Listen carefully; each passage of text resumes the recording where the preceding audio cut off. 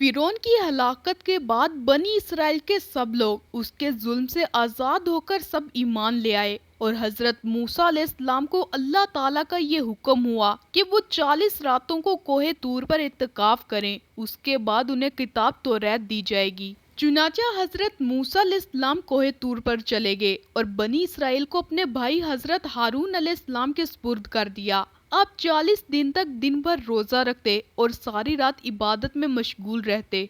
और उधर सामरी को बनी इसराइल को गुमराह करने का मौका मिल गया। बनी इसराइल में एक शख्स था जिसका नाम सामरी था, जो निहायत गुमराह कुन आदमी था।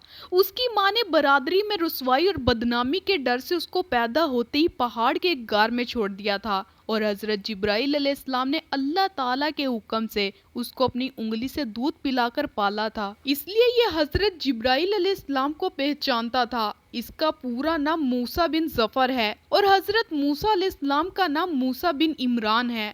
मूसा सामरी को हजरत जिब्राइल अलैहिस्सलाम ने पाला था और हजरत मूसा की परवरिश फिरौन के घर हुई थी। मगर खुदा की शान के फिरौन के घर परवरिश पाने वाले मूसा अलैहिस्सलाम तो खुदा के रसूल हुए और हजरत जिब्राइल अलैहिस्सलाम का पाला हुआ मूसा सामरी काफिर हुआ और बनी इसराइल को गुमराह करके उसने बछड़े की पूजा कराई।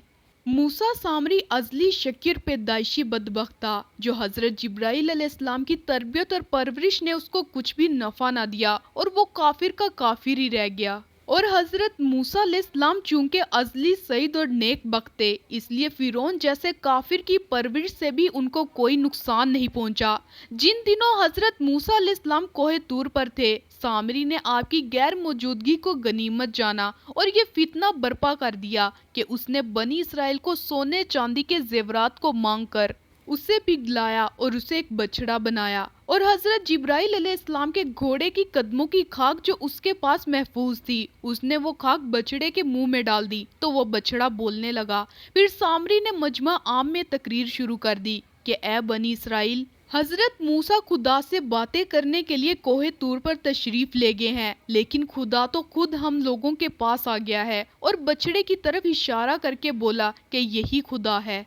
सामरी ने ऐसी गुमराह कुन तकरीर की कि बनी इसराइल को बछड़े के खुदा होने का यकीन आ गया और वो बछड़े को पूजने लगे और 12,000 आदमियों के सिवा सारी कौम ने चांदी सोने के बछड़े को बोलता देकर उसको खुदा मान लिया और उसके आगे सजदे में गिर के उसको पूजने लगे। चुनाचा अल्लाह ताला का इरशाद है, जिसका तर्जुमा है, और मूसा के बाद उसकी कौम अपने जेवरों से एक बछड़ा बना बैठी, बेजान का धड़ था और गाय की तरह आवाज करता। जब 40 दिनों के बाद हजरत मूसा अलैहिस्सलाम अल्लाह ताला से हम कलाम होकर और तौरात शरीफ साथ लेकर बस्ती में तशरीफ लाए और कौम को बछड़े की पूजा करते हुए देखा तो आप पर बेहद गजब और जलाल तारी हो गया। आपने जोश गजब में अपने भाई हजरत हारून अलैहिस्सलाम की दाढ़ी और सर के बाल पकड़कर घसीटना और मारना शुरू कर दिया और फरमाने लगे कि क्यों तुमने उन लोगों को इस काम से नहीं रोका।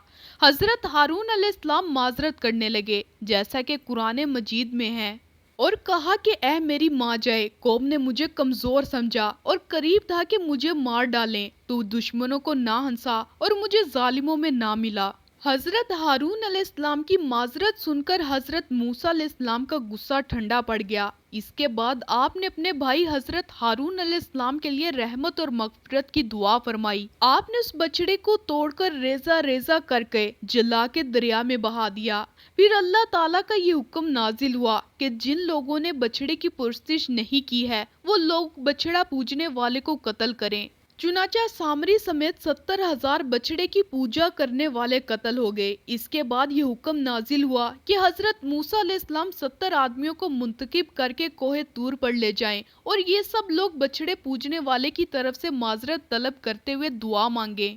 चुनाचा हजरत मूसा ने चुन चुन कर अच्छे अच्छे 70 आदमियों को साथ लिया और कोहे तूर पर तशरीफ ले गए। जब लोग कोहे तूर पर तलब माजरत और इस्तगफार करने लगे तो अल्लाह ताला की तरफ से आवाज आई कि ए बनी इसराइल, मैं ही हूँ, मेरे सिवा तुम्हारा कोई माबूद नहीं। मैंने ही तुम लोगों को फिरौन के जुल्म से निजात देकर तुम लोगों को बचाया है, लिहाजा तुम लोग फकत मेरी ही इबादत करो और मेरे सिवा किसी को मत पूजो। अल्लाह ताला का ये कलाम सुनकर 70 आदमी एक जुबान होकर कहने लगे कि ए मूसा, ہم ہرگز آپ کی بات نہیں مانیں گے جب تک ہم اللہ تعالیٰ کو اپنے سامنے نہ دیکھ لیں۔